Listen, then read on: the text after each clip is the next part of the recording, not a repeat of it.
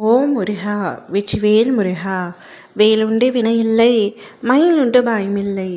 என் அன்பு தங்கமே, திறக்காத மனதையும் திறக்கும் மந்திர சாவியை இன்று நான் உன்னிடத்தில் கொடுக்கப் போகின்றேன். இப்பதிவை முழுமையாக கேட்டு அதனை தாராளமாக பெற்றுக்கொள். உன் மனதில் ஒருவரின் மீது இணைப்பிரியாத அன்பு இருக்கின்றது. அதை அவரிடத்தில் வெளிப்படையாக கூறினாலும் அவரால் அதை புரிந்து கொள்ள முடியவில்லை. இத்தனை நாட்களாக நீ அவரை மறைமுகமாக மட்டுமே ரசித்து கொண்டிருந்தாய், நேசித்து கொண்டிருந்தாய். நேரடியாக போய் கூற வேண்டும் என்று மனதில் நினைத்தால் கூட அவர் என்னை ஏற்றுக்கொள்ளவில்லை என்றால் என்னால் தாங்கிக் கொள்ளவே முடியாது. போதும், பரவாயில்லை, நான் அவரை மறைந்திருந்து ரசித்த நேசித்த அந்த தருணங்களே என் வாழ்க்கையின் பொக்கிஷம். அதை நான் பத்திரமாக வைத்து கொள்கின்றேன். அவரிடத்தில் பேசும் அளவிற்கு என்னிடத்தில் தைரியம் இல்லை என்று கூறினாய். பின்பு ஒரு நாள் நீயே உன் மனதை தேய்ச்சிக்கொண்டு அவரிடத்தில் உன்னுடைய உண்மையான நேசம் எவ்வளவு என்பதை எடுத்துரைத்தாய். ஆனால் அவ்வுறவோ உன்னை அலட்சியப்படுத்திவிட்டது.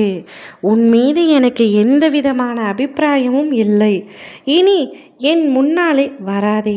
இனி உன் முகத்தை காணக்கூட நான் விரும்பவில்லை என்று சொல்லிவிட்டு சென்று விட்டது. அதை தாங்க முடியாத நீ கண்ணீர் வடித்து கொண்டிருக்கின்றாய், கதறி அழுது கொண்டிருக்கின்றாய். எவ்வளவு நேசம் வைத்தேன், இப்படி புரிந்து கொள்ளவில்லையே என்று அழுகின்றாய். அழுகாதே, கண்ணீரை துடைத்துக்கொள். புரிந்து கொள்ளவில்லை என்றால் என்ன? புரிய வைக்க முயற்சி செய். மீண்டும் புரிந்து கொள்ள முடியவில்லை என்றால் சற்று காத்திரு. நேரம் தள்ளி தள்ளி போகும் பொழுது அவரின் மனதில் மாற்றம் ஏற்படும். அதற்காகத்தான் உன் அப்பா நான் ஒரு மந்திர சாவியை உன்னிடத்தில் கொடுக்க போகின்றேன். நான் உன்னை சந்தித்து உனக்கு முழுமையான ஆசீர்வாதத்தை வழங்கிவிட்டு அந்த மந்திர சாவியை உன்னுள் நான் புகுத்துவேன். பின்பு நீயாக அந்த உறவை தேடி செல்லும் பொழுது நீ சொல்லும் அனைத்து வார்த்தைகளையும் செவியில் கேட்டுக்கொண்டு பின்பு அவருடைய விருப்பத்தையும் உன்னிடத்தில் மனப்பூர்வமாக சொல்வார். அவரின் விருப்பம் அப்பொழுது வேண்டாம் என்று இருக்காது தங்கமே. நீங்கள் வேண்டும், உன் நேசம் எனக்கு உண்மை என்று புரிந்துவிட்டது. இனி நாம் இருவரும் ஒன்றாக இணைந்து ஒரு வாழ்க்கையை உருவாக்குவோம் என்று கூறும்.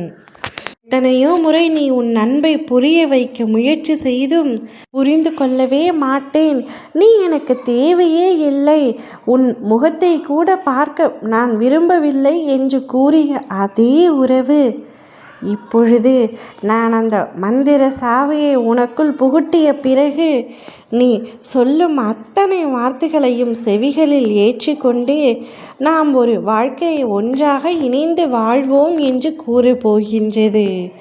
நீ சந்தோஷத்தில் திளைக்கப் போகின்றாய். எப்படி இந்த திடீர் மாற்றம் என்று உன் மனதை போட்டு குழப்பிக் கொள்ளாதே. அனைத்தும் உன் அப்பனின் செயல்.